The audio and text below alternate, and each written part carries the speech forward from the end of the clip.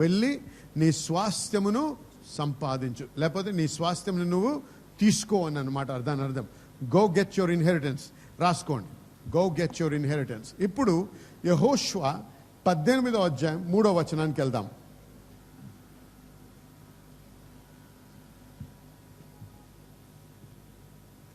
యెహోషువ 18:3. కావున యెహోషువ ఇశ్రాయేలీయులతో ఇలాగా నేను మీ పితరుల దేవుడైన యెహోవా మీకిచ్చిన దేశమును స్వాధీనపరచుకుని వెళ్ళకుండా మీరెన్నాళ్ళు తడవు చేయుదురు. చూసారా ఏమన్నాడంటే ఇక్కడ, జాగ్రత్తగా వినండి. మీ పితరులైన యెహోవా మీకిచ్చిన దేశమును, మీకు ఇచ్చిన దేశము అంటున్నాడు. హల్లెలూయా. హల్లెలూయా. దేవుడు మీకు ఒక దేశాన్ని ఇచ్చాడు, కానీ దాన్ని స్వాధీనపరచుకోకుండా మీరు సమయాన్ని వ్యర్థం చేస్తున్నారు.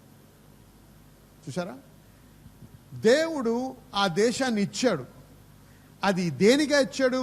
స్వాస్థ్యముగా ఇచ్చాడు. అందరూ స్వాస్థ్యం అనండి. అంటే నా స్వాస్థ్యము అంటే, నాకు స్వాస్థ్యం అంటే దాని అర్థం ఏంటంటే, దాని మీద నాకు చట్టపూరితమైన హక్కు ఉందన్నమాట. నా స్వాస్థ్యం మీద నాకు హక్కు ఉంది. ఆమేన్. కాబట్టి ఇక్కడ ఏమని తెలుసుకున్నాము? యెహోషువ ఒక ప్రశ్న అడుగుతున్నాడు. దేవుడు మీకు స్వాస్థ్యంనిచ్చాడే, ఆ దేశాన్ని మీ స్వాస్థ్యంగా ఇచ్చాడు, కానీ మీరు ఎందుకు వెళ్ళి దాన్ని స్వాధీనపరచుకోవటం లేదు? గుర్తించండి దేవుని బిడ్డలారా, దేవుడు మన ప్రతి ఒక్కరికి కూడా ఒక స్వాస్థ్యంని ఉంచాడు. హల్లెలూయా. మీకు ఒక స్వాస్థ్యముని ఉంచాడు దేవుడు. దాని నిమిత్తమై ధ్యానిద్దాము. ఆ స్వాస్థ్యాన్ని మనము ఎలాగా దాన్ని మనం పొందగలమో కూడా నేర్చుకోవాలి. ఆమేన్. ఇప్పుడు మరి రోమీలకు రాసిన పత్రిక 4వ అధ్యాయం మొదటి 3 వచనాలు చదువుదాం. నువ్వు చదివే తర్వాత ఇంగ్లీష్లో చదువు. కాబట్టి శరీరము విషయమై మన మూల పురుషుడకు అబ్రహాము నాకేమి దొరికినని అందుము. అబ్రహాము క్రియల మూలముగా నీతిమంతుడని తీర్చబడిన ఎడల అతనికి అతిశయ కారణము కలుగును గాని అది దేవుని ఎదుట కలుగదు. లేఖనమేమి చెప్పుచున్నది? అబ్రహాము దేవుని నమ్మెను, అది అతనికి నీతిగా ఎంచబడెను. ఓకే, అబ్రహాము యూదా జనాంగానికి తండ్రి. అయితే ఈ అబ్రహాము దేవుని వలన అంగీకరించబడ్డాడు. దేవుడు ఆయనని అంగీకరించాడు అని వాక్యంలో ఉంది. అయితే దేనిని బట్టి దేవుడు అబ్రహాముని అంగీకరించాడు? తన క్రియల ఏమని రాసింది? అబ్రహాము దేవుని నమ్మెను. దాని ముందు 2వ వచనం, అబ్రహాము క్రియల మూలముగా నీతిమంతుడని తీర్చబడిన ఎడల. చూసి ఆగండి. అబ్రహాము నీతిమంతుడని తీర్చబడిన ఎడల అతనికి, అబ్రహాము తను చేసిన క్రియలను బట్టి నీతిమంతుడని దేవుడు అంగీకరించలేదు. నీతి క్రియల వలన అంటే ధర్మశాస్త్రములో ఉన్నటువంటి శాస్త్రం ప్రకారము జీవించినందుకు దేవుడు అబ్రహాముని అంగీకరించలేదు. కానీ దేనిని బట్టి అంగీకరించాడంటే దేవుడు ఆయనని? అబ్రహాము దేవుని నమ్మెను. ఆగండి, అందరూ మాట చెప్పండి. అబ్రహాము దేవుని నమ్మెను. అబ్రహాము దేవుని నమ్మెను. గట్టిగా చెప్పాలి. అబ్రహాము దేవుని నమ్మెను. అబ్రహాము దేవుని నమ్మెను. అబ్రహాము దేవుని నమ్మెను, అది అతనికి నీతిగా ఎంచబడెను. హల్లెలూయా. చాలు, ఒక్క నిమిషం. అయితే దీన్ని బాగా అర్థం చేసుకోవాలంటే ఇంగ్లీష్ మూలంలోంచి తీద్దాం. ఇప్పుడు ఇక్కడ ఏమనుందంటే, Abraham believed God and God counted him as righteous. ఆగండి, రైచియస్ అంటే నీతిమంతుడు అంటాం తెలుగులో, కానీ రైచియస్ అనే పదానికి అర్థము రైట్ స్టాండింగ్ విత్ గాడ్, అంటే దేవుని చేత అంగీకరించబడడం అన్నమాట. దేవుడు ఆయనని అప్రూవ్ చేశాడన్నమాట. ఏం తెలుసుకుంటున్నాము ఇక్కడ? అబ్రహాము చేసిన నీతి క్రియలు ధర్మశాస్త్రం ప్రకారం జీవించడం ద్వారా దేవుడు ఆయనను అంగీకరించలేదు. కానీ ఆయన విశ్వాసముని బట్టి దేవుని నమ్మినందుకు ఆయన తన విశ్వాసమును బట్టి నీతిగా ఎంచబడ్డాడు. అంటే నీతిమంతుడు, నేను అంగీకరిస్తున్నాను ఈయనని అంటున్నాడు దేవుడు. హల్లెలూయా. దేని వలనండి? విశ్వాసము వలన. అందరూ విశ్వాసం అనండి. విశ్వాసము వలన, విశ్వాసము ద్వారా, ఆయన చేసిన క్రియలను బట్టి కాదు, కానీ ఆయన యొక్క విశ్వాసమును బట్టి దేవుడు ఆయనని నీతిమంతుడుగా ఎంచడము, నీతిమంతుడుగా అంగీకరించడము జరిగింది. ఇది గుర్తుపెట్టుకోండి, ఎందుకంటే చాలా ప్రాముఖ్యమైనటువంటి విషయం. ఇది ఒక పునాది లాంటిది, అది మర్చిపోకండి. ఇప్పుడు ఇంకా 12వ వచనము 13వ వచనం చూద్దాం. మరియు సున్నతి గల వారికి తండ్రి మరియు సున్నతి గల వారికి తండ్రియు, అనగా సున్నతి మాత్రము పొందినవారు గాక, సున్నతి పొందిన వారు మాత్రమే కాక, మన తండ్రి అయిన అబ్రహాము సున్నతి పొందక మునుపు అతనికి కలిగిన విశ్వాసము యొక్క అడుగు జాడలను బట్టి నడుచుకొనిన వారికి తండ్రి అగుటకు అతడు ఆ గురుతు పొందెను. హల్లెలూయా. వినండి, సున్నతి అనేది ఎప్పుడు వచ్చింది? సున్నతి అనేది ఒక టోకెన్, అంటే ఒక గురుతు లాంటిది. దేనికి గురుతు అంటే దేవునికి అబ్రహాముకి ఏర్పరచబడిన నిబంధనకి గుర్తు. అది వినండి జాగ్రత్తగా. ఇప్పుడు నేను ఈ ఉంగరం వేసుకున్నాను, దీని గుర్తు ఏంటండి? నాకు వివాహం అయ్యింది అని. ఆమెన్. మాట్లాడండి. ఆమెన్. అలాగే దేవుడు అబ్రహాముతో నిబంధనలోకి వచ్చిన తర్వాత ఆ నిబంధనకి గుర్తుగా సున్నతి అనేది ఏర్పరచబడ్డది. అయితే సున్నతి అనేది ఎప్పుడు వచ్చింది? ఆయన నీతి క్రియలను బట్టి కాదు, కానీ ఆయన విశ్వాసము చొప్పున ఆయన దేవుని చేత అంగీకరించబడి నీతిగా ఎంచబడ్డాడు. కాబట్టి ఇప్పుడు దానికి గుర్తుగా సున్నతి అనేది ఏర్పరచబడ్డది. ఆమెన్. అర్థమవుతుందా? మళ్ళీ కన్ఫ్యూజ్ అవుతున్నారా? అర్థమైంది కదండి. అంటే బాహ్యంగా కనపడేటువంటి సున్నతి కంటే ముందు ఏం జరిగింది? హృదయంలో ఒక విషయం జరిగింది. దేవునికి అతనికి అబ్రహాముకి ఒక అనుసంధానం ఏర్పరచబడ్డది. ఆ అనుసంధానికి సాదృశ్యముగా గుర్తుగా సున్నతి అనేది ఏర్పడ్డది. ఆమెన్ చెప్పండి. హల్లెలూయా. కాబట్టి ఏం తెలుసుకున్నాము? దేనిని బట్టి దేవుడు ఈయనను అంగీకరించాడు? తన క్రియలను బట్ట, విశ్వాసముని బట్ట? చెప్పండి. అది అంటే దేవుడు ఏమి చెప్పాడో అది నమ్మాడు, దేవుడు ఏమి చేయమన్నాడో విశ్వాసముని బట్టి ఆయన చేశాడు. కాబట్టి దేవుడు ఆయన్ని అంగీకరించాడు. హల్లెలూయా. అంగీకరించాడు. దేవుడు ఆయన నీతిమంతుడిగా ఎంచాడు. కాబట్టి దానికి గుర్తుగా సున్నతి అనేది ఏర్పరచబడ్డది.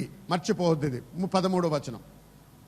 అతడు లోకమునకు వారసుడగునని వాగ్దానము అబ్రహాముకైనను అతని సంతానమునకైనను ధర్మశాస్త్రం మూలముగా కలగలేదు గాని. హల్లెలూయా. ఇక్కడ చాలా జాగ్రత్తగా వినాలి. మళ్ళీ చదువు. అతడు లోకమునకు వారసుడగునను. వారసత్వం గురించి మాట్లాడుతున్నాడు. వినండి ఇక్కడ జాగ్రత్తగా. దేవుడు ఈ లోకానికి వారసత్వం ఇస్తున్నాడు అబ్రహాముకి. అర్థమైంది మీకు? అర్థమైతే ఆమెనండి. ఈ లోకాన్ని అబ్రహాముకి అప్పచెప్తున్నాడు. వారసుడగునను వాగ్దానం ఇచ్చాడు దేవుడు. ఏంటి? ఈ లోకాన్ని నేను నీకు అప్పచెప్తున్నాను. వాగ్దానం ఎవరికి ఇస్తున్నాడు? అబ్రహాముకి, అబ్రహాము సంతానానికి. ఆమేన్. అబ్రహామునకైనను అతని సంతానమునకైనను ధర్మశాస్త్రం మూలముగా కలగలేదు గాని. ఈ వాగ్దానము దేనిని బట్టి వచ్చింది? ధర్మశాస్త్రం మూలముగా రాలేదు, కానీ విశ్వాసము వలన నీతి మూలముగానే కలుగును. హల్లెలూయా.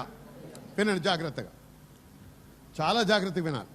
దేవుడు ఈ లోకాన్ని వాగ్దానముతో అబ్రహాముకి, అబ్రహాము సంతానానికి అప్పచెప్పాడు. కానీ ఏమంటున్నాడు? దీన్ని స్వాధీనపరచుకోవడము, దీన్ని పొందడము ధర్మశాస్త్రము ప్రకారము జీవించుట ద్వారా కాదు, కానీ విశ్వాసము ద్వారా అంటున్నాడు. హల్లెలూయా. ఏదైనా మనము దేవుని దగ్గర నుంచి పొందాలంటే ధర్మశాస్త్రం ప్రకారం జీవించడం ద్వారా మనం పొందలేము, విశ్వాసము ద్వారానే పొందగలము. రక్షణ తీసుకుని ఉదాహరణకి, నీ క్రియల చేత నువ్వు రక్షించబడగలవా? చెప్పండి, గట్టిగా చెప్పాలి. చెప్పండి, నో అనండి. దేని మూలముగా నువ్వు రక్షించబడతావు? నీ విశ్వాసం. దేని మీద విశ్వాసము? దేవుడు చెప్పిన వాక్యం మీద విశ్వాసం. ఏమని చెప్పాడు ఆయన? నువ్వు చూడలేదు, నువ్వు విన్నావు. ఏమని విన్నావు? యేసు ప్రభు మనిషి రూపములో వచ్చి నీ పాపము నిమిత్తము, నా పాపము నిమిత్తము శిలువ వేయబడి, మరణించి, పాతి పెట్టబడి, 3వ రోజున లేచాడు అని విన్నాం. అయితే ఆయన ఏమన్నాడు? ఎందరైతే ఆయన అంగీకరిస్తారో వారందరికీ దేవుని బిడ్డలు అగుటకు అధికారం ఇస్తాను అన్నాడు, వాగ్దానం. ఆమేన్. కాబట్టి దేవుని వాగ్దానం దేనిని బట్టి పొందగలను? నా మంచి క్రియల్ని బట్ట? మాట్లాడండి, హల్లెలూయా. దేనిని బట్టండి? నా విశ్వాసముని బట్టే నేను పొందగలను. అలాగే దేవుడు అనుగ్రహించే మన స్వాస్థ్యము, హల్లెలూయా, ప్రతి ఒక్కరికి కూడా స్వాస్థ్యం ఉంది దేవునిలో. అది చూద్దాం దాని గురించి. కానీ ముందుగా మీరు నేర్చుకోవాల్సిన విషయం ఏంటంటే, ఈ స్వాస్థ్యముని పొందాలంటే, దేవుని నుంచి మనము పొంది దాన్ని అనుభవించాలంటే, మన క్రియల వలన, ధర్మశాస్త్రం వలన మనం పొందలేము, కానీ మన విశ్వాసముని బట్టే మనం పొందగలము. అయితే మరి ధర్మశాస్త్రం ఎందుకు ఇవ్వబడ్డది? ధర్మశాస్త్రం ఎందుకు ఇవ్వబడ్డదంటే, మనిషి యొక్క పాపపు స్థితి, మన పాపమును బయలుపరచడానికి ధర్మశాస్త్రం వచ్చింది. మనము పాపులమని, ఈ పాపములో నిమగ్నమై ఉన్నామని, మనం రక్షించుకోలేమని, మనం బలహీనులమని ధర్మశాస్త్రం మనకి దేవుడిచ్చాడు. దాన్ని బట్టి ఏం తెలియపరుస్తున్నాడు?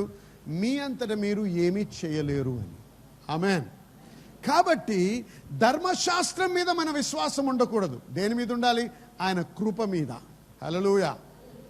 ఆయన చేసిన పనుల మీద విశ్వసించి, మనము చేసే పనుల మీద కాదు. మనము చేసే క్రియల్ని బట్టి మనము సంపాదించలేం మన స్వాస్థ్యాన్ని.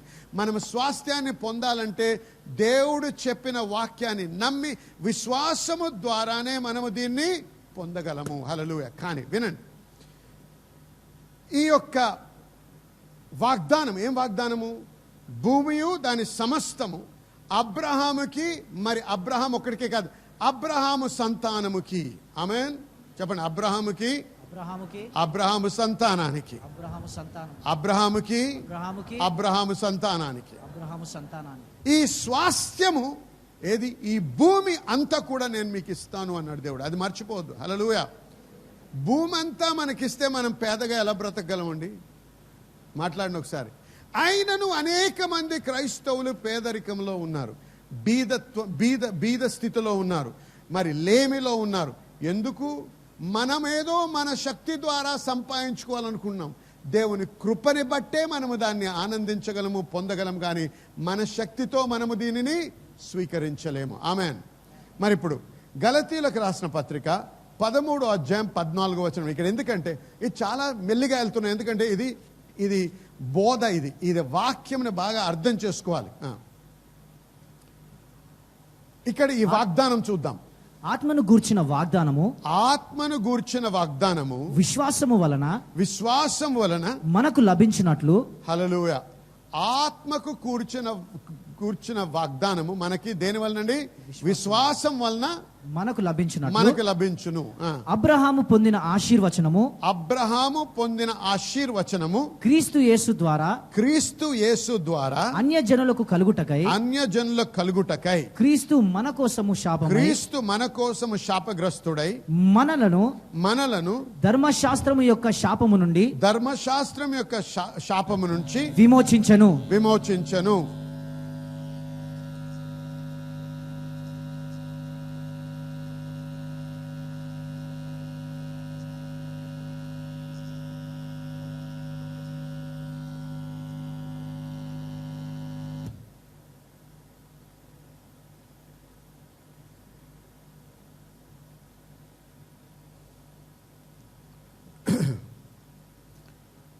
క్రీస్తు యేసు శాపగ్రస్తుడై మనలను ధర్మశాస్త్రం యొక్క శాపము నుంచి విమోచించెను. ఇది ముఖ్యం.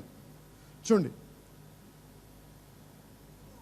ధర్మశాస్త్రములో ఏదైనా మనము ఉల్లంఘించినట్టయితే ఏమనుంది వాక్యంలో?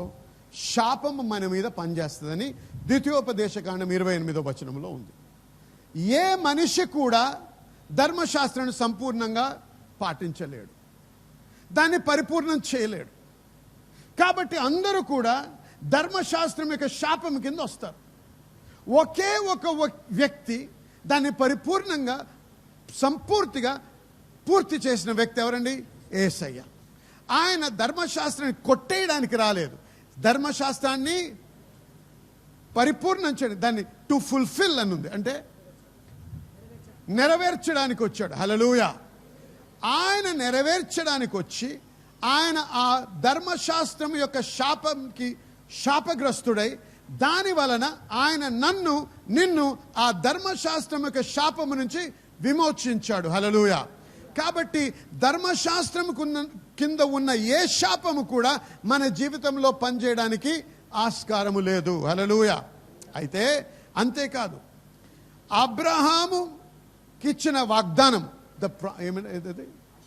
ఆశీర్వచనం, అబ్రహాముకిచ్చిన ఆశీర్వచనం అన్యజనులైన మన మీదకి రావడానికి యేసయ్య శాపగ్రస్తుడయ్యాడు. హల్లెలూయా. హల్లెలూయా. మనము అన్యజనుల నుంచి వచ్చాం. మన విశ్వాసము యేసయ్య మీద ఉంచడం ద్వారా మనం ఏమవుతున్నాము? ఇప్పుడు అబ్రహాముకి ఇచ్చిన వాగ్దానానికి వారసులు అవుతున్నాం. హల్లెలూయా. హల్లెలూయా. హల్లెలూయా చెప్పండి. హల్లెలూయా. ఇది చాలా ప్రాముఖ్యమైన విషయం. ఎందుకంటే ఏదైతే దేవుడు అబ్రహాముకి వాగ్దానం ఇచ్చాడో దాని అంతటికీ నీకు వారసత్వం ఉంది. ఆమేన్. ఆమేన్. హల్లెలూయా. మతముగా దీన్ని ఆలోచిస్తే నీ జీవితం వృధా అయిపోద్ది. ఇది మతము కాదు నేను బోధించేది. ఇది సరిగ్గా అర్థం చేసుకొని దీనిని నువ్వు విశ్వాసంలో నడవగలితే నీ జీవితం సంపూర్ణంగా మారిపోద్ది. గొప్ప స్వాస్థ్యం ఉంది మనకి దేవునిలో. అబ్రహాముకి ఇచ్చిన ప్రతి వాగ్దానం మీద నీకు హక్కు ఉంది. హల్లెలూయా. హల్లెలూయా. అబ్రహాం పేదవాడా? ప్రశ్న అడిగాను నేను. అబ్రహాం పేదవాడా? కాదు. అబ్రహాము శపించబడ్డవాడా? ఆశీర్వదించబడ్డవాడా? అబ్రహాముకి లేముందా? లేదు. అబ్రహాము జీవితంలో కొదువు ఉందా? లేదు. అబ్రహాము జీవితంలో కరువు ఉన్నప్పుడు ఆయన కరువు ఉండిందా? లేదు. మరి ఆ వాగ్దానాలన్నిటికి కూడా నువ్వు వారసుడివి. హల్లెలూయా. గట్టిగా హల్లెలూయా చెప్పండి. ఏడిచినట్టు హల్లెలూయా అంటే అలాగే ఉంటుంది మన బతుకు. ఎందుకంటే నీ విశ్వాసముతో నువ్వు దాన్ని అనుసంధానమై దాన్ని సంపాదించాలి, దాన్ని స్వీకరించాలి. హల్లెలూయా. కాబట్టి వినండి జాగ్రత్తగా, ఇది చాలా ప్రాముఖ్యమైనటువంటి బోధ. ఇది దేవుడు ఏవైతే మనకి స్వాస్థ్యంగా ఇచ్చాడో అవి మనము స్వీకరించి అనుభవించాలంటే మన తండ్రి అయిన అబ్రహాము వాడిన విశ్వాసమే మనము కూడా వాడాలి. ఆమేన్. ఇప్పుడు వినండి, వారసత్వం గురించి మాట్లాడుతున్నాం, స్వాస్థ్యం గురించి మాట్లాడుతున్నాం. ఇది ఖచ్చితంగా నీ హృదయంలో స్థిరపడాలి. నాకు ఆ హక్కు ఉంది అని ఎప్పుడైతే నీకు తెలుస్తుందో నువ్వు ధైర్యంగా దేన్నైనా ఎదిరిస్తావు. మనందరం ఇళ్లలో ఉంటాం కదండి. మీకు ఇల్లు ఉందా? మీ సొంతది కాకపోయినా రెంట్ అయినా ఏదో ఇంట్లో ఉన్నారు కదా. మీ వచ్చేటప్పుడు తలుపు వేసుకొని వచ్చారు, అవునా? వచ్చారు. మీరు వెళ్ళేటప్పటికి ఎవడో వచ్చి దాంట్లో ఉండి టీవీ ఆన్ చేసుకొని చూస్తూ ఉంటే మీరు ఓ పర్లేదులే అని వెళ్ళిపోతారా? ఆశ్చర్యపోతారా? మాట్లాడండి. ఎందుకు? అది నీది. దీనిలో ఎవడు కూడా రావడానికి, నీకు తెలియకుండా రావడానికి ఆస్కారం లేదు. ఆమె అదే మీ స్వంత ఇల్లు అనుకోండి. స్వంత ఇల్లు ఉంటే నీది స్వంతది అని చెప్పడానికి ఏం కావాలి? నీకు ఒక డాక్యుమెంట్ అవసరం. నేను రైట్ చెప్తే ఆమెనండి. ఆ డాక్యుమెంట్ నీ చేతిలో ఉండగా ఎవడో వచ్చి ఆ తలుపుకి ఏ తాళం వేసావో ఆ తాళపు చెవి డూప్లికేట్ తెచ్చి ఇప్పుకొని లోపలికి వచ్చి కూర్చుంటే నాది అంటే నువ్వు ఊరుకుంటావా? ఊరుకోవా? ఊరుకుంటావా? ఊరుకోవా? ఊరుకోరు. ఎందుకు ఊరుకోరు మీరు? మీకు డాక్యుమెంట్ ఉంది. ఏమని? ఈ ఇల్లు నాది, అంటే నా సొత్తు, నా స్వాస్థ్యము. కాబట్టి ఏ ఇతర వ్యక్తి వచ్చి ఇది నాది అంటే నువ్వు గప్చుప్న కూర్చోవు, అన్ని తన్ని తరుముతావు, పోలీస్కి వెళ్ళి చెప్తావు, తర్వాత కేసేస్తావు. ఆమేన్. ఎందుకంటే నీకు ఖచ్చితమైనటువంటి డాక్యుమెంట్, ఓకే, ఎవిడెన్స్ అనేది ఉంది. అంటే ఎవిడెన్స్ అంటే రుజువు ఉంది. ఆమేన్. హల్లెలూయా. ఇప్పుడు నేనేం బోధిస్తున్నాను? నువ్వు వెళ్ళి నీ స్వాస్థ్యాన్ని తెచ్చుకో అంటున్నాను. Go get your inheritance. ముందు నీకు తెలియాలి ఇది నాది అని. ఖచ్చితమైన నమ్మకము, విశ్వాసం ఉండాలి. ఏమని? ఇది నాది అని. నీకు ఎలాగొస్తుంది? ఆ డాక్యుమెంట్లో ఉండాలి. హల్లెలూయా. ఎప్పుడైతే నీకు ఆ డాక్యుమెంట్ ఉంటుందో అప్పుడు ఎవడొచ్చి నీ నుంచి దోచుకోవాలని చెప్పినా, ఎవడొచ్చేది నువ్వు పొందకుండా చేయాలని ప్రయత్నం చేసినా నువ్వు ఊరుకో, అది నువ్వు స్వాధీనపరచుకునే వరకు. అవునైతే హల్లెలూయా చెప్పండి గట్టిగా. హల్లెలూయా. ఏం ప్రయత్నం చేస్తున్నా అంటే ఈ వారసత్వము, ఈ యొక్క స్వాస్థ్యము నాది అని నువ్వు తెలుసుకోవాలి. ఆమేన్. ఇప్పుడు చూడండి, గలతీయులకు రాసిన పత్రిక 3వ అధ్యాయం 28వ వచనంకి వెళ్దాం. ఇందులో యూదుడని గ్రీసు దేశస్థుడని లేదు, దాసుడని స్వతంత్రుడని లేదు, పురుషుడని స్త్రీ అని లేదు, యేసుక్రీస్తునందు మీరందరూ ఏకముగా ఉన్నారు. యేసుక్రీస్తునందు మనందరము ఏకమై ఉన్నామా? మీరు క్రీస్తు సంబంధులైతే, మీరు క్రీస్తు సంబంధులైతే. నువ్వు క్రీస్తు సంబంధివా? నువ్వు క్రీస్తు సంబంధివైతే గొంతెత్తి హల్లెలూయా చెప్పు. నీవు క్రీస్తు సంబంధివైతే ఆ పక్షమందు అందు మూలముగా అబ్రహాము యొక్క సంతానమయ్యుండి వాగ్దాన ప్రకారము వారసులై ఉన్నారు. హల్లెలూయా. గట్టిగా చెప్పాలి. హల్లెలూయా. వాగ్దాన మూలముగా మీరు వారసులై ఉన్నారు. హల్లెలూయా. హల్లెలూయా. వారసత్వము అంటే, నా తండ్రి ఉన్నాడండి, ఆయన కష్టపడి సంపాదించాడు. ఏమేమి సంపాదించాడో దానికి వారసుడిని నేను. హల్లెలూయా చెప్పండి. హల్లెలూయా. వారసుడికి ఉన్న హక్కు ఏంటో తెలుసుకోవాలి. వారసుడు స్వాస్థ్యము కొరకు ఎప్పుడు కష్టపడడు. ఆమేన్. నువ్వు చెమటోడ్చి కష్టపడాల్సిన అవసరం లేదు ఎప్పుడు నువ్వు వారసుడు అవుతే. అదే నువ్వు వారసుడు కాకపోతే చెమటోడ్చాలి, కష్టపడాలి, అన్ని రకాలుగా పనిచేసుకొని నువ్వు స్వాస్థ్యాన్ని సంపాదించాలి. కానీ స్వాస్థ్యము నీది అని చెప్పి నీకు వారసత్వం ఉంటే దాని మీద చట్టము నీకు హక్కిస్తుంది. హల్లెలూయా. హల్లెలూయా. నేను ఎంత ఆస్తి సంపాదించినా, ఏమేమి సంపాదించినా దాని కొరకు నా కుమారుడు కష్టపడాలా అది పొందడానికి. దేనిని బట్టండి ఆయన నా దగ్గర ఉంది పొందుతాడు? నా ఇంటిలో పుట్టి నా పేరు పొందినందుకు, అంతేనా? ఆమేన్. నా తండ్రి ఏమి సంపాదించాడో అదంతటికి ఆయనకి నేను కొడుకుగా పుట్టినందుకు నాకు ఆ వారసత్వం ఉంది. హల్లెలూయా. హల్లెలూయా. ఆమేన్. కాబట్టి ఏం తెలుసుకోవాలి మనము? నీ కష్టార్జితము లేకపోతే ధర్మశాస్త్రం ప్రకారము నువ్వు చేసిన క్రియలను బట్టి, నువ్వు చేసే కష్టాన్ని బట్టి నువ్వు స్వాస్థ్యాన్ని సంపాదించలేవు. ఇది స్వాస్థ్యము. మనం ఏం మాట్లాడుతున్నాం? స్వాస్థ్యం గురించి మాట్లాడుతున్నాం.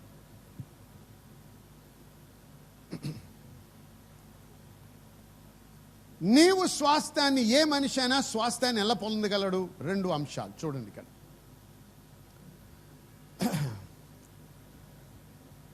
ఒక ఇంటిలో నువ్వు జన్మించుట ద్వారా ఆ ఇంటికి, ఆ గృహంలో, ఆ కుటుంబంలో నువ్వు వారసుడు అవుతావు. ఆమేన్. నువ్వు తిరిగి జన్మించుట వలన దేవుని యొక్క వాగ్దానాలకి నువ్వు వారసుడు అవుతున్నావు. ఆమేన్. అందుకే అన్నాడు దేవుడు వాక్యంలో, నువ్వు దేవుని వారసుడివి, యేసుతో కూడి సహవారసుడివి అని ఉంది. వారసత్వం మార్చిపోకండి. అందుకే ధర్మశాస్త్రం ప్రకారము మనమేదో నీతిగా బతికి ప్రయత్నం చేసి మన నీతి ద్వారా సంపాదించుకోవాలంటే ఇది అయ్యే పని కాదు. హల్లెలూయా, హల్లెలూయా. అయితే అనీతిలో బతకాలా? కాదు. విను జాగ్రత్తగా. ప్రతి మతము కూడా ఏం బోధిస్తుందంటే, నువ్వు నీ నీతి కార్యాల ద్వారా నువ్వు దేవుని దగ్గర నుంచి రక్షణను సంపాదించు, లేకపోతే ఆయన నువ్వు చేసిన కార్యాలని బట్టి ఆయన నిన్ను అంగీకరిస్తాడు అని. అందుకే ఏం చేస్తారు? పుణ్యక్షేత్రాలకు వెళ్తారు, అందుకే నదుల్లో మునుగుతారు, అందుకే మరి సాక్రిఫైస్ త్యాగాలు చేస్తూ ఉంటారు. ఎందుకు? వీటి ద్వారా వారి దేవుణ్ణి మెప్పించి దాని ద్వారా వారు రక్షణ పొందాలని. నిజమా? ఆమె చెప్పండి నిజమైతే. కానీ మన దగ్గర దేవుడు వేరేగా చెప్తున్నాడు. ఇక్కడ ఏమంటున్నాడు దేవుని వాక్యంలో? మనము చేసే నీతి క్రియలు ఎలాగుంటాయంటే దేవుని దృష్టిలో మురికి గుడ్డల వలె ఉంటాయి. కాబట్టి ఏ మనిషి కూడా నీతి క్రియలు, మంచి క్రియలు, ధర్మశాస్త్రపు లోనై ఉన్న విధానంలో బ్రతికి ఎవడు కూడా దేవుణ్ణి మెప్పించలేడు, ఎవడు కూడా దేవుడి నుంచి ఏమీ పొందలేడు. హల్లెలూయా. అంటే మరి నేను నీతిగా బతకూడదా? నేను అనీతిలో బతకొచ్చా? నేను ఇప్పుడు దేవుడిని నమ్ముకున్నాను కాబట్టి పాపంలో, అనీతిలో నా ఇష్టం వచ్చి నేను బతకొచ్చా? కాదు, కాదు, ఆగు. నువ్వు రక్షించబడిన తర్వాత నీలో ఎవరు వస్తున్నారండి? చెప్పాలి గట్టిగా.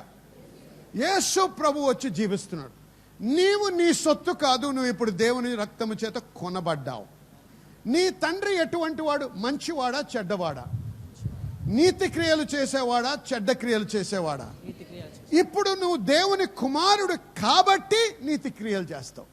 హల్లెలూయా, ఆమేన్. నీతి క్రియల్ని మనం ఏం సంపాదించవు, నీతి క్రియల్ని మనం ఇతన్ని దీవిస్తావు. హల్లెలూయా. కాబట్టి నీవు దేవుని బిడ్డవు అని చెప్పడానికి రుజువు ఏంటి? నువ్వు చేసే నీతి క్రియలు. హల్లెలూయా.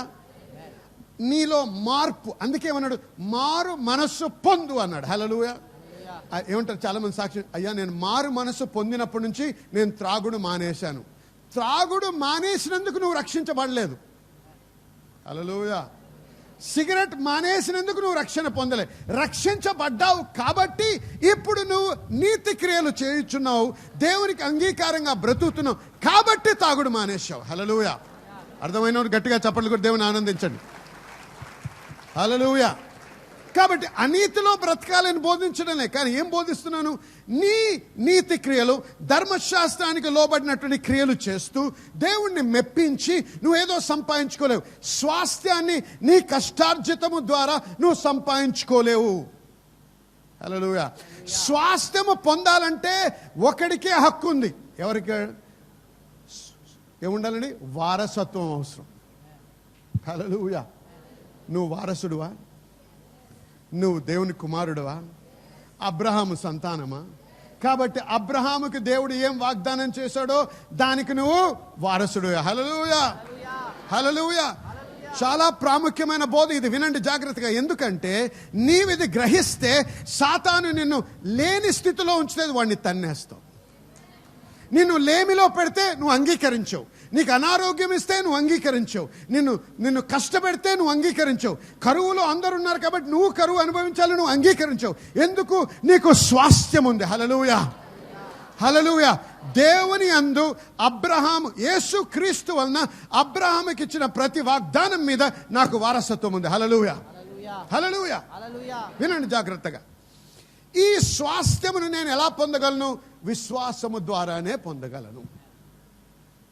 ఈ స్వాస్థ్యమును నేను, చూడండి, నేను బజార్లోకి వెళ్ళి బట్టలు కొనాలన్నా, బియ్యం కొనాలన్నా, బంగారం కొనాలన్నా వాడి దగ్గరికి వెళ్ళి నేనేమి ఇవ్వాలండి? ముందు డబ్బు ఇవ్వాలి కదండి. చెప్పండి, డబ్బు ఇవ్వాలి. డబ్బు ఇచ్చినప్పుడు దానికి ఎక్స్చేంజ్గా, అంటే దానికి మార్పుగా ఏమిస్తాడు? నేను ఏది అడిగితే అది ఇస్తాడు, దాని విలువని బట్టి. ఆమేన్. దేవుని రాజ్యములో ఆ మీడియం ఆఫ్ ఎక్స్చేంజ్, అంటే దేని ద్వారా అయితే మార్పిడి జరుగుతుందో ఈ లోకంలో దేని ద్వారా అవుతుందండి? డబ్బు ద్వారా. దేవుని రాజ్యంలో మార్పిడి దేని వలన అవుతుంది తెలుసా? విశ్వాసము. నీవు విశ్వాసముతోనే దాన్ని నువ్వు స్వాధీనం చేసుకోగలవు. విశ్వాసము ద్వారానే నువ్వు దాన్ని పొందగలవు, దాన్ని స్వీకరించగలవు. ఆమేన్. కాబట్టి విశ్వాసం అనేది చాలా ప్రాముఖ్యం. నీవు నీ స్వంత క్రియల ద్వారా ధర్మశాస్త్రముకి లోబడ్డం ద్వారా నువ్వు దీన్ని సంపాదించలేవు. ఆమెన్ చెప్పండి. ఎందుకు? దేవుడు నీ నీతి కార్యాలు, నీ స్వనీతిని దేవుడు అంగీకరించడు. హల్లెలూయా.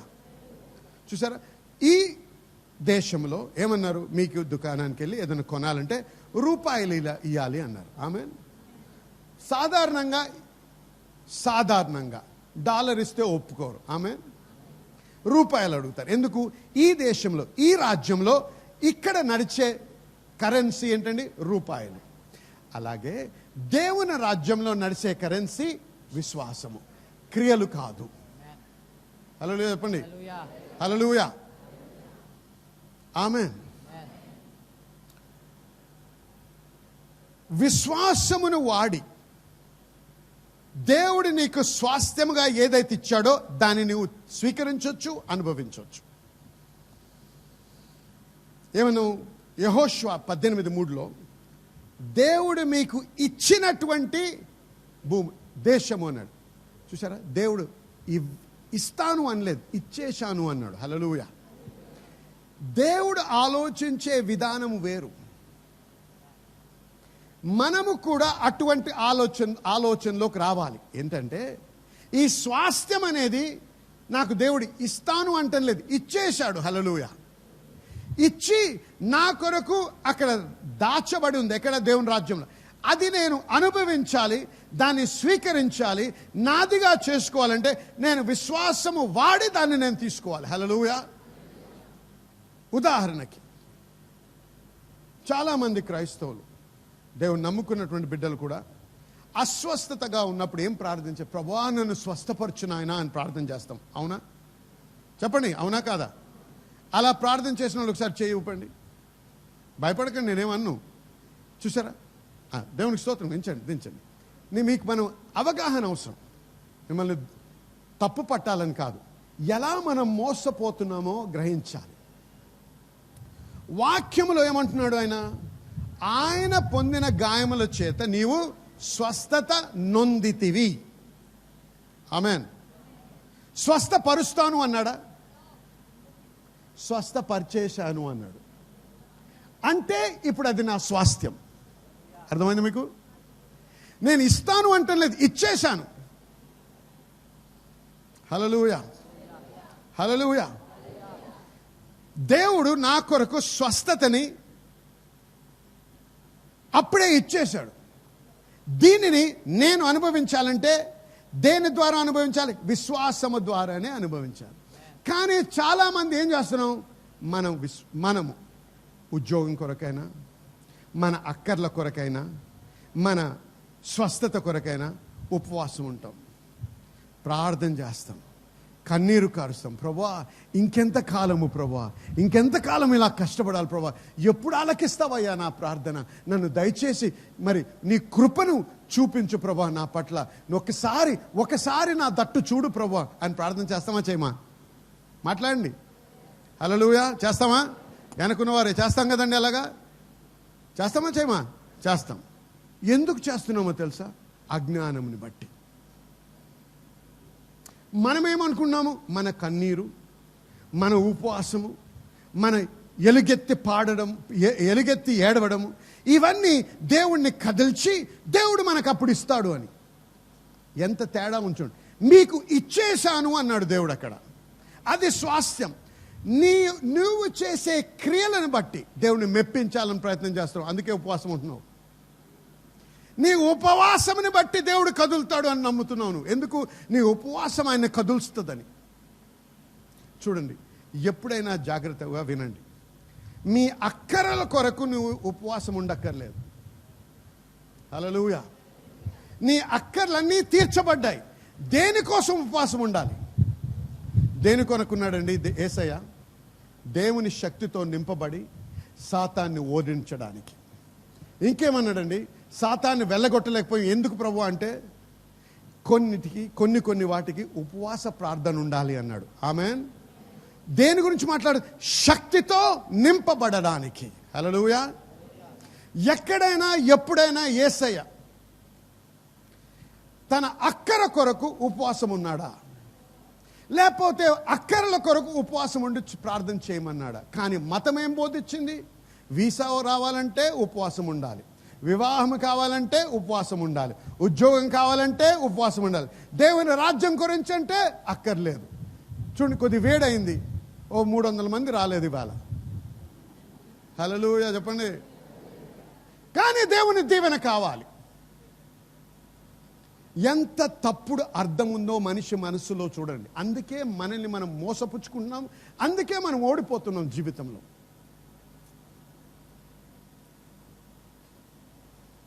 మోషే 40 దినాలు ఉపవాసం ఉన్నాడు. దేని కొరకు? తన కొరక కాదు, దేవుని యొక్క బిడ్డల్ని నడిపించడానికి, దేవుని యొక్క చిత్తాన్ని తెలుసుకోవడానికి. హల్లెలూయా చెప్పండి. దేవుణ్ణి తెలుసుకోవడానికి, దేవుణ్ణి గోదాడడానికి, వాక్యంలో బలపడడానికి, ఆత్మ విషయమైన దేని గురించైనా ఉపవాసం ఉండు. ఆత్మ బలముతో నింపబడ్డానికి, సాతాన్ని జయించడానికి, శోధనని జయించడానికి ఉపవాస ప్రార్థన చేయి. నీ అక్కర్ల కొరకు అక్కర్లే, నీ అక్కర్లన్నీ తీర్చబడ్డాయి అన్నాడు దేవుడు. దానికి కావాల్సింది ఉపవాసం కాదు, విశ్వాసము. హల్లెలూయా హల్లెలూయా ఆమేన్. మన క్రియల్ని బట్టి, అంటే మన ఉపవాసంని బట్టి దేవుణ్ణి మెప్పించాలని చూస్తాం. దేవా, ఇది నువ్వు చేసే వరకు నేను తినను. అది ఉపవాసమా, హంగర్ స్ట్రైకా? దేవుని దగ్గర హంగర్ స్ట్రైక్ పనిచేయదు. ఇది యూనియన్ కాదు. హల్లెలూయా. దేవుడు మేనేజ్మెంట్, నువ్వు యూనియన్ అని ఆ విధమైన తలంపు ఉంటే నువ్వు ఓడిపోతావు. ఆయన నువ్వు సచ్చినా ఏం పట్టించుకోడు, ఎందుకంటే నువ్వు దేవునికి విరుద్ధంగా పనిచేస్తున్నావు కాబట్టి. ఆమెనను. హల్లెలూయా. చూసారా, సరి అయిన అవగాహన. అందుకే నేను మెల్లిగా బోధిస్తున్నాను. ముఖ్యంగా నువ్వు తెలుసు, నా స్వాస్థ్యం ఇది. హల్లెలూయా. నా స్వాస్థ్యం గురించి నేను కష్టపడాల్సిన అవసరం లేదు. నా స్వాస్థ్యము తీసుకోవడానికి, నాకు చట్టపూర్వకముగా నాకు చెందినది నేను అనుభవించడానికి నేను క్రియలు చేయనక్కర్లేదు. నేను విశ్వాసము ద్వారా దాన్ని పొందాలి. హల్లెలూయా. ప్రభువా, నన్ను స్వస్థపరిచినందుకు నీకు స్తోత్రం. నా శరీరంలో నొప్పి ఉంది, నా శరీరంలో బ్లడ్ ప్రెషర్ అటు ఇటు తిరుగుతాం, పైకి కిందకి అవుతుంది, బ్లడ్ షుగర్ అటు ఇటు అవుతుంది, నాకు ఈ బాధ ఉంది, ఆ బాధ ఉంది. కానీ ఆయనను, హల్లెలూయా, ఆయనను, హల్లెలూయా, ఆయనను, దేవా నీకు స్తోత్రం, ఎందుకంటే నీవు నన్ను స్వస్థపరిచేశావు. హల్లెలూయా ఆమేన్ చెప్పండి. నీవు నన్ను స్వస్థపరిచేశావు. Glory to God. హల్లెలూయా. విశ్వాసం అంటే ఆయనతో ఏకీభవించడం. విశ్వాసం అంటే ఆయన ఏం చెప్పాడో అది నమ్మడం. ఏమన్నాడు? దేవుడు చెప్పింది నమ్మాడు అబ్రహాము. అందుకే ఆయనని నీతిమంతుడుగా ఎంచబడ్డాడు. వారసత్వానికి ఆయనకి హక్కు ఇచ్చాడు, స్వాస్థ్యమునిచ్చాడు. హల్లెలూయా. స్వాస్థ్యాన్ని పొందాలంటే నువ్వు వారసుడు అవ్వాలి. వారసుడు అయిన తర్వాత విశ్వాసం వాడాలి. హల్లెలూయా ఆమేన్ చెప్పండి. హల్లెలూయా. అది స్వస్థతే అవ్వచ్చు, సమాధానమే అవ్వచ్చు, సంతోషమే అవ్వచ్చు దేవునిలో, మరి సమృద్ధి అవ్వచ్చు, విజయం అవ్వచ్చు, ఏదైనా సరే. జాగ్రత్త జనులారా, దేవుని యందు నువ్వు అనుభవించాలంటే నీ స్వాస్థ్యాన్ని విశ్వాసము ద్వారానే నీవు అనుభవించగలవు. ఆమేన్. అర్థమవుతుంది అందరికీ? హల్లెలూయా చెప్పండి ఒకసారి గట్టిగా. గట్టిగా వెనకున్న వారు కూడా హల్లెలూయా చెప్పండి. హల్లెలూయా. ఆశీర్వదించబడుతున్నారా? చూడండి, మనం ఆలోచించే విధానం మారాలి. వాక్యాన్ని సరిగ్గా అర్థం చేసుకోవాలి. ఎవరో ఏదో చేస్తున్నారని చెప్పి మనం చేయడం కాదు.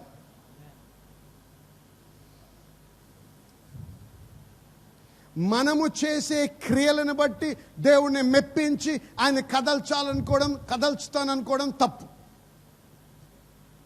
దేవుడు ఎప్పుడు మెచ్చుకుంటాడో తెలుసా? విశ్వాసంలో నడిచినప్పుడు. ఏమన్నాడు ఇంగ్లీష్లో? హెబ్రీలకు రాసిన 11వ అధ్యాయం 6వ వచనం, it is impossible to please God without faith. విశ్వాసం లేకుండా దేవునికి ఇష్టడై జీవించుట అసాధ్యము. విశ్వాసము లేకుండా దేవునికి ఇష్టడై బ్రతుకుట అసాధ్యం. కాబట్టి దేవుడు దేనిని బట్టి ఎక్కువ సంతోషిస్తాడు? విశ్వాసం. విశ్వాసం అంటే ఏంటి? ఆయన చెప్పింది నమ్మడం. హల్లెలూయా. గట్టిగా చెప్పండి హల్లెలూయా. కాబట్టి జనులారా వినండి, అబ్రహాము సంతానమైన మనము అబ్రహాము వాగ్దానానికి వారసులయ్యాం. ఆమేన్. ఈ వారసత్వంలో మనకి ఏమేమి ఉందో ఒకసారి ఆలోచించండి. అబ్రహాము ఎటువంటి వాడో గొప్పవాడా? బహుధనికుడు అని ఉంది వాక్యంలో. 13వ అధ్యాయం 2వ వచనం రాసుకునే వాళ్ళు రాసుకోండి. ఆదికాండం 13:2, ఆదికాండం 24:35 కూడా అబ్రహామును దేవుడు ఎంతగానో ఆశీర్వదించను అన్నాడు. వెండి, బంగారము, గాడిదలు, ఒంటెలు, మరి దాసులు అన్ని రకాలుగా దేవుడు దీవించాడు. హల్లెలూయా, హల్లెలూయా, హల్లెలూయా. అబ్రహాముకి చెందింది నాకు కూడా చెందును. చెప్పండి, అబ్రహాముకి చెందింది నాకు కూడా చెందును. అలా చెప్పండి, అబ్రహాముకి చెందింది నాకు కూడా చెందును. హల్లెలూయా, హల్లెలూయా, హల్లెలూయా. నేను ఉట్టి ధనము గురించి, లేకపోతే ఇళ్ళ గురించి, లేకపోతే కార్లు, మేడలు, మిద్దె గురించే మాట్లాడుతున్నా కాదు. అబ్రహాము అన్ని విషయాల్లో ఆశీర్వదించబడ్డాడు. 3 యోహాను 2వ వచనం ఏముందండి? ప్రియుడా నీ ఆత్మ వర్ధిల్లుచున్న ప్రకారం నువ్వు అన్ని విషయంలో వర్ధిల్లాలని నేను ప్రార్థించుచున్నాను. అంటే దేవుని యొక్క చిత్తం ఏంటో చూడండి. అన్ని విషయాల్లో, ఒక విషయంలో చాలా డబ్బు ఉండి మరి 3 నెలల్లో చచ్చిపోవడం అంటే అది అది వర్ధిల్లుట కాదు. అవునా? అవునా చెప్పండి. నువ్వు అన్ని విషయంలో వర్ధిల్లాలి. మంచి సౌఖ్యమైన జీవితము, ఆనందభరితమైన కుటుంబము, మరి సమాధానంతో కూడిన బ్రతుకు, ఆశీర్వదించబడి అనేకులకి ఆశీర్వాదకరంగా ఉండేటువంటి జీవితం. ఆమేన్. వినండి, అబ్రహాం ఉన్నాడు. మరి ఆరోగ్య విషయం ఒకసారి ఆలోచించండి. 100 సంవత్సరాల తర్వాత బిడ్డను కన్నాడు. మరి ఇంకొక దాదాపు 20 సంవత్సరాల తర్వాత శారా చనిపోయింది. చనిపోయిన తర్వాత ఏమంటున్నాడు? నాకు మళ్ళీ వివాహం కావాలంటున్నాడు. ఓ అయ్యి బాబోయ్, 120కి నాకు వివాహం కావాలి. ఏమో ఆమె వచ్చి తోడుగా ఉండి వంటలు వండి లేకపోతే పడక శుభ్రం చేసి ఈ బట్టలు ఇస్త్రీ చేయడానిక కాదు, నాకు ఇంకా పిల్లలు కావాలంటున్నాడు ఆయన. హల్లెలూయా. ఎంత బలం ఉండాలో ఆలోచించి. ఆ వయసులో పిల్లలు కనాలంటే ఎంత వయసు ఉండాలి, ఎంత బలం ఉండాలి. ఆమేన్. కాబట్టి శారీరకముగా ఏ రకమైన ఆశీర్వాదంలో ఉన్నాడో అబ్రహాం ఆలోచించండి.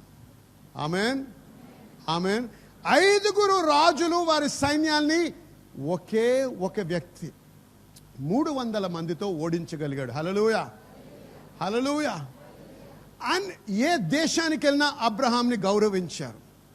కరువులో సమృద్ధిని అనుభవించాడు. ఆమేన్ చెప్పండి. ఇవన్నిటికీ నువ్వు వారసుడు. నీ దేశం యొక్క ఎకానమీ అంటే ఆర్థిక వ్యవస్థ ఎలాగున్నా నువ్వు ఆశీర్వాదంలో బ్రతకొచ్చు. హల్లెలూయా, హల్లెలూయా. ఇది నీ స్వాస్థ్యం, ఇది నీకు చెందినది, దేవుడు నీకు ఇచ్చాడు. కానీ వినండి, అబ్రహాము ఏ రకమైన సంతోషకరమైన వర్ధిల్లే జీవితము జీవించాడో అది నీవు అనుభవించాలంటే అబ్రహాము నడిచిన అడుగు జాడల్లో నువ్వు నడవాలి. యెషయా గ్రంథము 51వ అధ్యాయము 2వ వచనం ఉన్నాడు. నేను అబ్రహామును పిలిచాను, నేను ఆశీర్వదించాను, నేను వర్ధిల్ల చేశాను అన్నది వాక్యంలో. ఎవరు వర్ధిల్ల చేశారండి? దేవుడు. ఎవరు దీవించారండి? దేవుడు. కాబట్టి ఏం చేశాడు అబ్రహాము దేవుడు దీవించడానికి, వర్ధిల్ల చేయడానికి? అబ్రహాము ఎప్పుడు కూడా డబ్బు, ధనము, ఐశ్వర్యము, మేడలు, మిద్దెల వెంట పరిగెట్టలేదు. దేవుడు నీ స్థలమును, నీ గృహమును, నీ తండ్రి వారిని, నీ దేశమును వదిలి రా అన్నాడు. ఏ వయసో తెలుసా? 75 ఏళ్ల మనిషి. దేవా, నీకంటే నాకు నా జీవితంలో ప్రాముఖ్యమైనది ఏది లేదు, అన్నీ వదిలి వస్తున్నానని వచ్చాడు. హల్లెలూయా. దేవుని కంటే ప్రాముఖ్యం అబ్రహాము జీవితంలో ఏమీ లేకుండింది. 100 సంవత్సరాల తర్వాత పుట్టిన ఏకైక కుమారుణ్ణి దేవుడు అడిగినప్పుడు తీసుకో ప్రభు అన్నాడు. హల్లెలూయా. తన ఐశ్వర్యాన్ని ప్రేమించలేదు, తన ధనాన్ని ప్రేమించలేదు, తన గొప్ప స్థితిని ప్రేమించలేదు. వినండి జనులారా, దేవునిని వెంబడించు, ధనము నిన్ను వెంబడిస్తుంది. ఆయన రాజ్యమును, ఆయన నీతిని వెతుకు, ఐశ్వర్యము తన్నుకుంటూ వస్తుంది నీ దగ్గరికి. హల్లెలూయా. నువ్వు వద్దంటే నీ దగ్గరకు వస్తుంది. హల్లెలూయా, హల్లెలూయా. మనకి ఆలయానికి వచ్చి దేవుణ్ణి 2 గంటలు స్తుతించాలంటేనే అబ్బా చాలా వేడుంది, వాళ్ళ ఇంట్లో ఉంటే మంచిది అనుకుంటాం. అటువంటి ఇది ఉండి పాస్టర్ కనపడ, పాస్టర్ నాకు ప్రార్థన చేయండి, నాకు ఉద్యోగం కావాలి, నాకు వివాహం కావాలి, నాకు పిల్లలు కావాలి, నాకు అది కావాలి, నాకు ఇది కావాలి. ఒక్క 2 నిమిషాలు ప్రార్థనలో అన్నీ వచ్చేయాలి నీకు. ఎంత బుద్ధిహీనులు! అలాగ అవుద్దా చెప్పండి? అవుద్దా? అలాగా అవ్వదు. దేవుడు తన వాక్యానికి విరుద్ధంగా పనిచేయడు. ఆశించు దేవుణ్ణి. దేవుని కంటే నువ్వు ఎక్కువగా దేన్ని ఆశించకు. దేవుణ్ణి ఆశించు, లోకము నిన్ను ఆశిస్తుంది. హల్లెలూయా, హల్లెలూయా. ఎక్కడికి వెళ్ళినా అబ్రహాము ముందు ఆ ప్రదేశంలో తను ఆల్టర్ అంటే బలిపీఠము కట్టి దేవునికి అర్పణిచ్చేవాడు. అంటే ఏది చేసినా ప్రాముఖ్యంగా ముందు దేవుణ్ణి గణపరిచేవాడు, దేవుని గురించి ఆలోచించేవాడు. యుద్ధము గెలిచాడు 5 రాజుల మీద. వచ్చి చూసారా నాకెంత మంచి సైన్యం ఉందో, నేనెంత బలమైన వాడినో. రాజులు వచ్చారు ఆయన కలవడానికి, మామూలు సైనికులు కాదు. రాజులు వచ్చి ఆయనతో మాట్లాడడానికి ప్రయత్నం చేసిన ఆయన పక్క జరిపాడు. మెల్కీజెదెకు దగ్గరికి వచ్చాడు, సాలేము రాజు దగ్గరికి వచ్చి. ఎందుకు? ఆయన దేవుని యొక్క యాజకుడు కాబట్టి. తక్కిన రాజుల్ని మర్యాద కూడా ఇవ్వలేదు. దేవుని యాజకుడు కాబట్టి మెల్కీజెదెకు దగ్గరికి వచ్చి, అయ్యా నేను ఈవేళ గెలిచానంటే ఆయన కృపను బట్టి, నేను ఈవేళ కోల్పోయిందంతా తిరిగి తెచ్చుకోగలిగానంటే ఆయన ప్రేమ, ఆయన కృప. నా బలము కాదు, నా శక్తి కాదు, నా జ్ఞానము కాదు, దేవుని కృప. కాబట్టి నాయన విను, నన్ను ఆశీర్వదించు. నేను ఆ కృతజ్ఞత హృదయంతో, ఎవరూ చెప్పలేదు, ధర్మశాస్త్రం రాలేదు, దేవుడు ఆజ్ఞాపించలేదు, కానీ నా 10వ భాగం నేను దేవునికి ఇస్తానన్నాడు. హల్లెలూయా చెప్పండి. ఏం చూస్తున్నారు అబ్రహాం జీవితంలో? దేవుణ్ణి అతిగా ప్రేమించాడు. దేవుణ్ణి ప్రేమించినంతగా దేనిని ప్రేమించలేదు. ఆమెన్ చెప్పండి. జనులారా వినండి, ఏదైతే నిన్ను దేవుని నుంచి దూరపరుస్తుందో అది నీ నుంచి దూరం అవ్వాలి. అప్పుడు కానీ నీవు స్వాస్థ్యాన్ని పొందలేవు. తప్పుడు సహవాసం అయితే దూరం అవ్వాలి. అక్రమ సంబంధం అవుతే దాని నుంచి విడిపో. దేవునికి అయిష్టమైన సంబంధంలో బ్రతుకుతుంటే దాని నుంచి దూరం అవ్వు. పశ్చాత్తాపడు. దేవుణ్ణి ప్రేమించు. దేవుడు నీ కొరకు ప్రత్యేకించిన వ్యక్తి ఉన్నాడు. వారితోనే వివాహం చేసుకోవాలి. 10 మందితో ట్రయల్ వేసి 11వ వ్యక్తితో పెళ్లి చేసుకోవడం తప్పు. ఆమెన్ చెప్పండి. ఆమెన్. 6 నెలలు వీడితో ఉండి నాకు ఇక్కడ నచ్చటం లేదు, ఇంకోడితో 6 నెలలు ఉండి వాడు నచ్చటం లేదు. ఇలాంటి బతికి ప్రభువా అని ప్రతి ఆదివారం గుడికి వచ్చి ప్రార్థన చేసినా ఏది పని చేయదు. ఎందుకు? తెలిసుండి పాపంలో బతుకుతున్నావు కాబట్టి. ఆమెన్ చెప్పండి. దేవుణ్ణి ప్రేమించడం అంటే దేవుడు ప్రేమించింది ప్రేమించడం, దేవుడు అసహించుకునేది నువ్వు అసహించుకోవడం. హల్లెలూయా. యోబు గురించి ఏమని రాయబడిందండి? Job loved God and eschewed evil. అంటే దేవుణ్ణి ప్రేమించి పాపమును ద్వేషించెను. దేవుని దృష్టిలో అది పాపం అవుతే నీ దృష్టిలో కూడా అది పాపమే అవ్వాలి. హల్లెలూయా చెప్పండి. దేవునికి అంగీకారంగా లేని ఏ విషయము కూడా నీ జీవితంలో ఉండకూడదు. అది దేవుణ్ణి ప్రేమించడం అంటే. ఏదో ఆదివారం 2 గంటలకు వచ్చి ఏదో 10వ భాగంలో పడేసి మనం బతుకుతే దేవుని దీవెన మనం అనుభవించలేము. ఆమెన్ చెప్పండి. హల్లెలూయా. మోసము ద్వారా, మోసపు పనుల ద్వారా ఇతరులని మోసగిస్తూ డబ్బు సంపాదించుకొని అది దేవుడిచ్చిన స్వాస్థ్యం అంటే అది మోసము, అది అబద్ధము. దేవుడు నిన్ను దీవించడానికి సాతాను యొక్క సహాయం తీసుకోడు. హల్లెలూయా చెప్పండి. సాతాను యొక్క సహాయం అక్కర్లేదు దేవునికి. చూడండి, చాలా జాగ్రత్త. నేను చెప్తున్నా వినండి జాగ్రత్తగా. ఒక కుటుంబం వచ్చింది నన్ను కలవడానికి గత వారం అనుకుంటా. వారు ఇంకా దేవుడిని నమ్ముకోలేదు, నమ్ముకునే మార్గంలో ఉన్నారు. ప్రార్థనకు వచ్చారు.